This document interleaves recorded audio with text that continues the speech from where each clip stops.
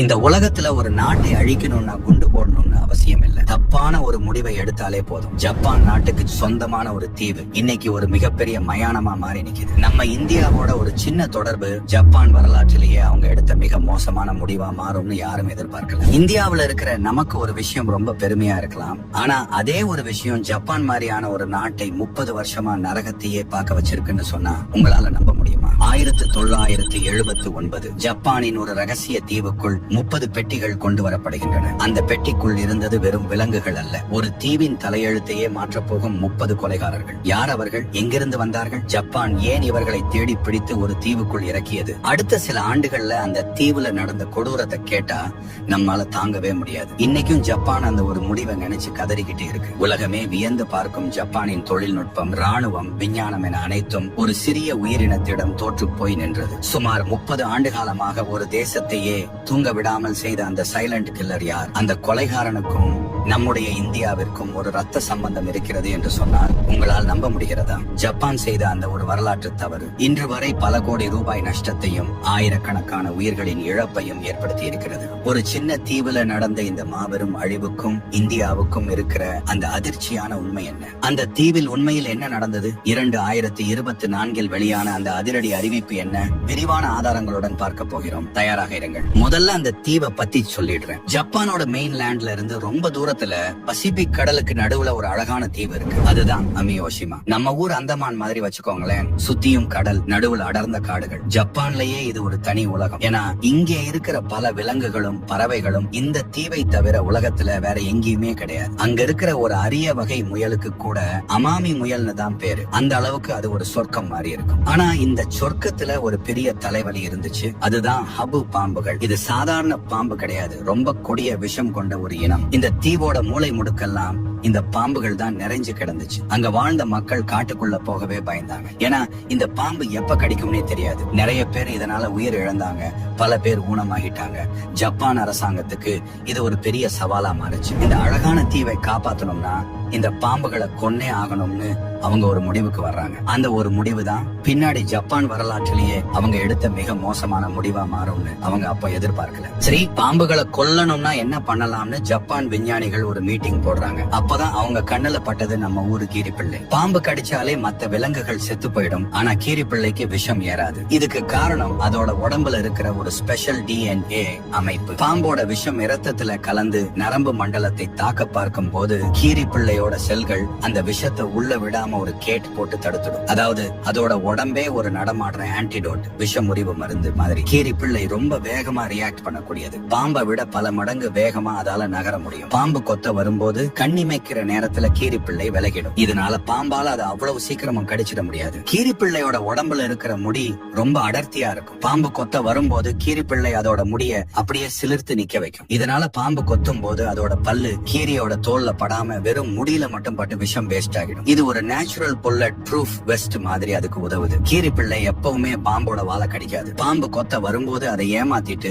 கரெக்டா அதோட மண்டையோட பின்புறத்தை ஒரே கடியில நறுக்குன்னு பிடிக்கும். அவ்வளவுதான், பாம்போட கதை முடிஞ்சது. நம்ம இந்தியாவுல இருக்கிற கீரிப்பிள்ளைகள் பாம்புகளை வேட்டையாடுறதுல உலக புகழ் பெற்றவங்க. இதை கேள்விப்பட்ட ஜப்பான் அதிகாரிகள் நம்ம ஊர் பாம்புகளை அழிக்க இவங்களை விட்டா வேற ஆளே இல்லைன்னு ஒரு முடிவுக்கு வர்றாங்க. அப்போதான் அந்த தப்பு நடந்தது. 1979 ஜப்பான் அரசு நம்ம இந்தியாவில இருந்து கரெக்டா 30 கீரிப்பிள்ளைகளை இறக்குமதி பண்றாங்க. அந்த 30 கீரிப்பிள்ளைகளும் ஜப்பானுக்குள்ள காலடி எடுத்து வச்சப்போ அங்க இருந்த மக்கள் எல்லாரும் கைத்தட்டி வரவேற்றாங்க. இனிமே நம்ம தீவுல ஒரு பாம்பு கூட இருக்காது, இந்த இந்திய கில்லர்ஸ் எல்லாத்தையும் பாத்துக்குவாங்கன்னு நம்பினாங்க. ஆனா அந்த 30 பேர் அங்க இறங்குனது பாம்புகளை கொல்ல கிடையாது, அந்த தீவோட அழிவுக்காகன்னு யாருமே நினைக்கல. இங்கதான் ஒரு செம காமெடியான ஆனா ஜப்பானுக்கு சோகமான ஒரு விஷயம் நடந்தது. ஜப்பான் விஞ்ஞானிகள் ஒரு சின்ன விஷயத்தை கவனிக்க மறந்துட்டாங்க. அதாவது அந்த அமாமி தீவுல இருந்த பாம்புகள் எல்லாம் நைட் ஷிப்ட் பார்ட்டிங். அதாவது அந்த பாம்புகள் ராத்திரி நேரத்துல தான் வேட்டைக்கு வெளியே வரும். ஆனா நம்ம ஊர்ல இருந்து போன இந்திய கீரி பிள்ளைகள் எல்லாம் டே ஷிப்ட் வேலை பாக்குறவங்க. அதாவது அவங்க பகல்ல மட்டும்தான் சுறுசுறுப்பா இருப்பாங்க. கொஞ்சம் யோசிச்சு பாருங்க, பகல்ல கீரி பிள்ளை வெளியே வரும்போது பாம்பு பொந்துக்குள்ள ஒளிஞ்சிருக்கும். ராத்திரி பாம்பு வெளியே வரும்போது கீரிப்பிள்ளை தூங்கிட்டே இருக்கும். இவனுங்க 2 பேரும் ஒருத்தரை ஒருத்தர் பாத்துக்கவே இல்ல. ஜப்பான் எதிர்பார்த்த அந்த பாம்பு கீரி சண்டையே அங்க நடக்கவே இல்லை. இதுதான் ஜப்பான் செஞ்ச உலகத்துக்கே தெரிஞ்ச அந்த பெரிய லாஜிக் மிஸ்டேக்.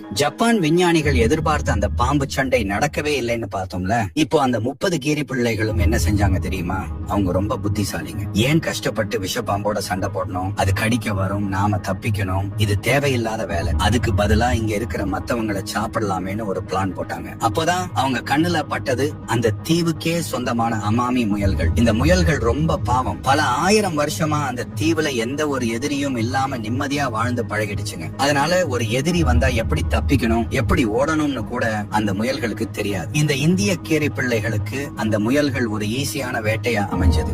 பாம்பை தேடி போக வேண்டிய கீரிகள் இப்போ முயல் குட்டிகளையும் அரிய வகை பறவைகளையும் தவளைகளையும் வேட்டையாட ஆரம்பிச்சாங்க. அடுத்த சில வருஷங்கள்ல அந்த தீவுல ஒரு கொடூரமான விஷயம் நடந்தது. பயங்கரமான பெருக்கம். வெறும் 30 வந்த கீரி பிள்ளைகள் நல்ல சாப்பாடு கிடைச்சதால வேகமா இனப்பெருக்கம் செஞ்சு சில வருஷங்கள்ல 10,000க்கும் மேலாக பெருகிட்டாங்க. ஒரு கட்டத்துல அந்த தீவுல இருந்த அமாமி முயல்களோட எண்ணிக்கை 95% குறைஞ்சு போச்சு. அதாவது 100 முயல் இருந்த இடத்துல வெறும் 5 முயல் தான் மிஞ்சி இருந்தது. அடுத்த சில ஆண்டுகள்ல அந்த தீவுல நடந்த கொடூரத்தை கேட்டா நம்மளால தாங்கவே முடியாது. எங்க பார்த்தாலும் அரிய வகை உயிரினங்களோட எலும்பு கூடுகளும் சிதைந்த உடல்களும் தான் கிடந்தது. ஜப்பான் ஒரு நன்மையை எதிர்பார்த்து செஞ்ச காரியம் அந்த தீவையே ஒரு மயானமா மாத்திடுச்சு. நிலைமை கைமீறி போயிட்டதை ஜப்பான் கவர்மெண்ட் லேட்டா தான் உணர்ந்தாங்க. 2000வது வருஷம் ஒரு கணக்கெடுப்பு நடத்துறாங்க. அப்போதான் அவங்களுக்கு உரைச்சது, ஐயோ பாம்பை அழிக்க வந்தவங்க இந்த தீவையே அழிச்சிட்டு இருக்காங்களேன்னு ஜப்பான் அதிகாரிகள் இன்னைக்கும் அந்த ஒரு முடிவை நினைச்சு கதறாங்க. ஏன் அன்னைக்கு அவசரப்பட்டு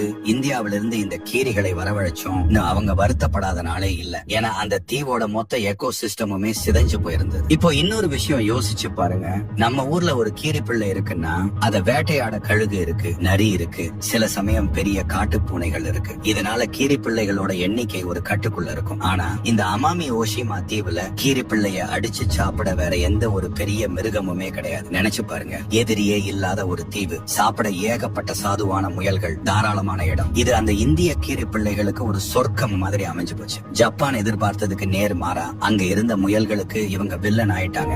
ஆனா இந்த வில்லனை தட்டி கேட்க அங்க யாருமே இல்ல. அதனாலதான் வெறும் 30 வந்தவங்க ஒரு கட்டத்துல அந்த தீவோட ஒவ்வொரு மூளை முடுக்கிலும் ஆதிக்கம் செலுத்த ஆரம்பிச்சாங்க. ஜப்பான் கவர்மெண்ட் என்ன பண்ணியும் அவங்களால இந்த வளர்ச்சியை தடுக்க முடியல. கடைசியா வேற வழியே இல்ல, நாமளே நேர்ல இறங்கித்தான் ஆகணும்னு ஜப்பான் ஒரு முடிவெடுத்தாங்க. 2000வது வருடத்துல ஜப்பான் ஒரு அதிரடி முடிவெடுக்கிறாங்க. இந்த கீரி பிள்ளைகளை ஒழிக்கிறதுக்காகவே அமமி மங்கஸ் பஸ்டர்ஸ் அப்படிங்கிற ஒரு ஸ்பெஷல் டீமை உருவாக்குறாங்க. இது ஏதோ சாதாரண டீம் கிடையாது. இவங்களுக்கு தனி யூனிஃபார்ம் உண்டு. இவங்க கூட பயிற்சி எடுத்த மோப்ப நாய்கள் இருக்கும். தீவு முழுக்கவும் 30,000க்கும் மேல பொறிகளை வச்சாங்க. ஆனாலும் பாருங்க, இந்த இந்திய கீரி பிள்ளைகள் அவ்வளவு சீக்கிரம் இவங்க கிட்ட சிக்கல. அந்த தனிப்படைக்கும் கீரி பிள்ளைகளுக்கும் நடுவுல ஒரு பெரிய சைலண்ட் வார் 30 வருஷமா நடந்துச்சு. ஜப்பான் ஒரு சின்ன தப்புக்கு பல 100 கோடி ரூபாயை செலவு பண்ணி ஒரு ராணுவத்தையே திரட்டி போராட வேண்டிய நிலைமை வந்துச்சு. ஜப்பான் இறக்கின அந்த மங்கூஸ் பஸ்டர்ஸ் பட சும்மா இல்ல. அவங்க ஒரு வெறியோட வேலை பார்த்தாங்க. ஒரு கீரி பிள்ளைய கூட விட்டு வைக்க கூடாதுன்னு தீவோட ஒவ்வொரு சதுர அடி நிலத்தையும் சல்லடை போட்டு தேடினாங்க. யோசிச்சு பாருங்க,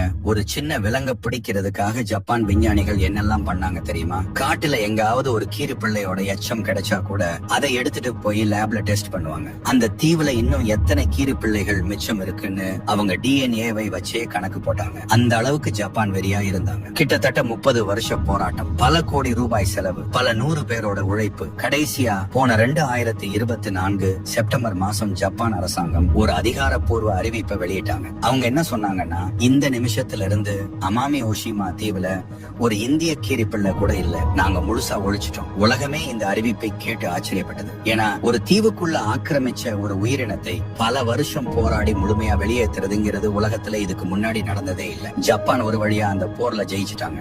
இப்போ அந்த தீவு எப்படி இருக்கு தெரியுமா? அந்த இந்திய கீரிகள் முழுசா ஒழிஞ்சதுக்கு அப்புறம் அங்க அழிஞ்சு போயிட்டு இருந்த அந்த அமாமி முயல்களும் அரிய வகை பறவைகளும் மெல்ல மெல்ல திரும்ப வர ஆரம்பிச்சிருக்கு. அந்த தீவு இப்ப பழையபடி ஒரு சொர்க்கமா மாறிக்கிட்டு இருக்கு. ஆனா ஜப்பான் ஒரு பாடத்தை கத்துக்கிட்டாங்க.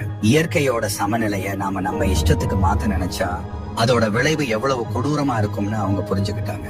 30 வருஷமா அவங்க அனுபவிச்ச அந்த நரகம் உலகத்துக்கே ஒரு பாடம். நம்ம ஊர்ல சாதாரணமா பார்க்கிற ஒரு கீரி பிள்ளை ஜப்பான்ல ஒரு மிகப்பெரிய தீவையே நடுங்க வச்சிருக்குன்னா பாருங்களேன். ஒரு உயிரினத்தை அதுக்கு தப்பான இடத்துல கொண்டு போய் விட்டா அது கில்லரா மாறுங்கிறதுக்கு இதுதான் ஒரு பெரிய உதாரணம். ஆனா ஒண்ணு கவனிச்சீங்களா, ஜப்பான்ல நடந்தது வெறும் ஒரு தீவுல மட்டும்தான். ஆனா இதே மாதிரி ஒரு தப்பு நடந்து ஒரு கண்டத்தையே எலிகள் ஆக்கிரமிச்சா எப்படி இருக்கும்? ஆஸ்திரேலியாவுல நடந்த அந்த பயங்கரம் ஜப்பான் கதையை விட பல மடங்கு கொடூரமானது. அங்க எலிகள் படையெடுத்து வந்தப்போ வீடுகள் வயல்கள்னு எதையுமே விட்டு வைக்கல. மனுஷங்க தூங்கும் போது கூட எலிகள் கடிக்கிற அளவுக்கு நிலைமை மோசமாச்சு. அந்த ஆஸ்திரேலியா எலி திருவிழா பத்தின முழு வீடியோவையும் நான் கீழே இருக்கிற டிஸ்கிரிப்ஷன்ல லிங்கா கொடுத்திருக்கேன். ஒரு கண்டமே எலிகள் கிட்ட எப்படி சரணடைஞ்சதுன்னு தெரிஞ்சுக்க அந்த லிங்கை இப்பவே கிளிக் பண்ணுங்க. ஜப்பான் செஞ்ச இந்த தப்ப பத்தி நீங்க என்ன நினைக்கிறீங்க? மறக்காம கமெண்ட்ல சொல்லுங்க. இந்த வீடியோ பிடிச்சிருந்தா லைக் பண்ணுங்க, உங்க ஃப்ரெண்ட்ஸுக்கு ஷேர் பண்ணுங்க.